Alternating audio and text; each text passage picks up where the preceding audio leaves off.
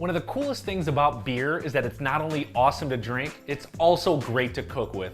We've got a delicious roasted apple and pear baby spinach salad going with a pumpkin ale vinaigrette. Blue Moon Harvest Pumpkin Ale is really our vision of the perfect way to transition out of the hot summer into those cooler days and nights of the fall. Our twist on this beer is using wheat malt, which smooths it out in the back end. And when you combine that with the pumpkin and the spices we use to brew, it's really comforting spice malt driven beer. So go ahead, in a food processor, process together some pumpkin seeds and red wine vinegar. Once processed, go ahead and add in some canned pumpkin, some spices, sugar, that Blue Moon pumpkin ale. We're gonna slowly emulsify this by drizzling in some oil. Last but not least, we're gonna adjust the seasonings with salt and pepper. We're throwing it right in the refrigerator to cool. The key to beer and food pairings is matching flavor intensities. So with this beer, you've got a nice warm, bready, spice-dominated beer. So you wanna match that with something that's warm, comforting, bready, and maybe a little spicy as well.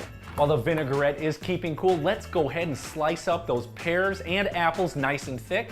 We're gonna toss them around in a bowl with some spices and sugar, a little bit of orange juice. We're gonna lay them flat on a sheet pan lined with parchment paper. It's going in the oven on 350 degrees, gonna take about 20 minutes. With about 15 minutes left to go in that cooking process, we're gonna make some croutons. Go ahead and slice up some hoagies.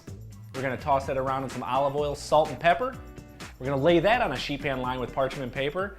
We're gonna hit that in the oven for 10 minutes on 350 degrees. At that time, everything should be done. We're gonna come back and assemble.